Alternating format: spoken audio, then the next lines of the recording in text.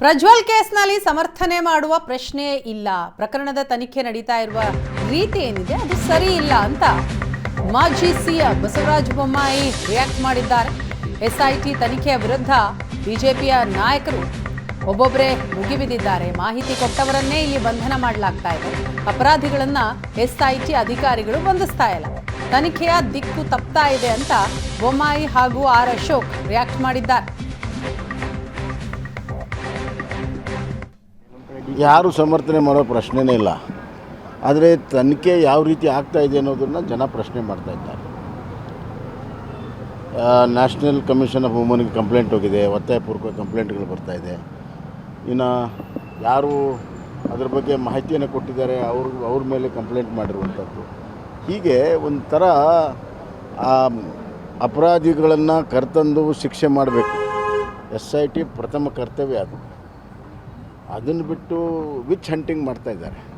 ಈ which hunting ಮಾಡುವಂಥದ್ದು ತನಿಖೆ ಸಂಪೂರ್ಣವಾಗಿ ದಾರಿ ತಪ್ತದೆ. ಅದಕ್ಕಾಗಿ SIT ತನ್ನ ಪ್ರಾಥಮಿಕ ಮೂಲ ಕರ್ತವ್ಯ ಏನಿದೆ, ಅಪರಾಧಿಗಳನ್ನು ತಂದು ವಿಚಾರಣೆ ಒಳಪಟ್ಟು ಶಿಕ್ಷೆ ಮಾಡುವಂಥದ್ದು, ಅದಕ್ಕೆ ಗಮನ ಕೊಡುವುದು ಸೂಕ್ತ. ವಿಚ್ ಹಂಟಿಂಗ್ ಕೈ ಬಿಡಬೇಕು ಅಂತ. ಸರ್, ಪ್ರಕರಣದಲ್ಲಿ DK ಶಿವಕುಮಾರ್ ಅವರ ಹೆಸರು ಕೂಡ ತಳ್ಕಾಕೊಂಡಿದೆ. ಹೀಗಾಗಿ ಅವರನ್ನು ಕೂಡ ವಿಚಾರಣೆ ಒಳಪಡಿಸಬೇಕು ಅಂತೇಳಿ ಜಗದೀಶ್ ಶೆಟ್ಟರು ಆಗ್ರಹ ಮಾಡಿದ್ದಾರೆ. ನೋಡಿ,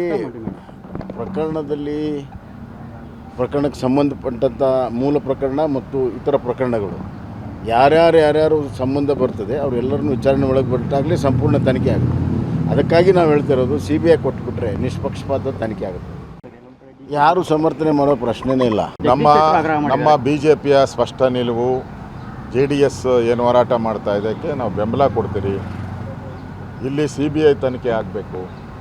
CBI ತನಿಖೆ, ಯಾಕಂದರೆ ಯಾರ್ಯಾರು ಇದಕ್ಕೆ ಕಂಪ್ಲೇಂಟ್ದಾರರು ಇದ್ದಾರೆ ಅವ್ರ ಮೇಲೇ ಕೇಸ್ ಹಾಕುವಂಥದ್ದು ಆಗ್ತಾಯಿದೆ.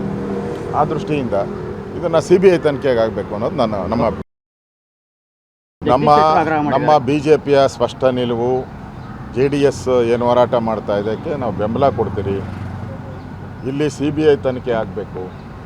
CBI ತನಿಖೆ, ಯಾಕಂದರೆ ಯಾರ್ಯಾರು ಇದಕ್ಕೆ ಕಂಪ್ಲೇಂಟ್ದಾರರು ಇದ್ದಾರೆ ಅವ್ರ ಮೇಲೇ ಕೇಸ್ ಹಾಕುವಂಥದ್ದು ಆಗ್ತಾಯಿದೆ.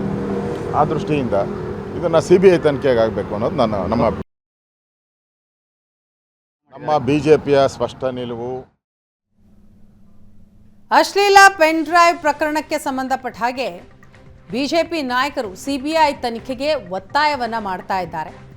ಜೊತೆಗೆ ಈ ಕೇಸ್ನಲ್ಲಿ ಸಮರ್ಥನೆ ಮಾಡುವಂತಹ ಪ್ರಶ್ನೆಯೇ ಇಲ್ಲ ಅಂತ ಮಾಜಿ ಸಿಎಂ ಬಸವರಾಜ ಬೊಮ್ಮಾಯಿ ಅವರು ಸ್ಪಷ್ಟನೆಯನ್ನು ಕೊಟ್ಟಿದ್ದಾರೆ. ಪ್ರಕರಣದ ತನಿಖೆ ನಡೀತಾ ಇದೆ, ಇದು ಸರಿ ಇಲ್ಲ, ದಿಕ್ಕು ತಪ್ತಾ ಇದೆ, ಈ ತನಿಖೆಯ ದಿಕ್ಕು ತಪ್ತಾ ಇದೆ ಅಂತ ಆಕ್ರೋಶವನ್ನ ವ್ಯಕ್ತಪಡಿಸ್ತಾರೆ ಬೊಮ್ಮಾಯಿ.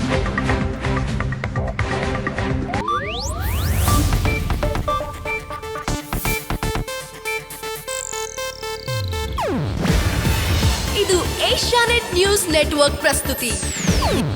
ನೀವು ನೋಡ್ತಿದ್ದೀರಾ ಏಷ್ಯಾನೆಟ್ ಸುವರ್ಣ ನ್ಯೂಸ್.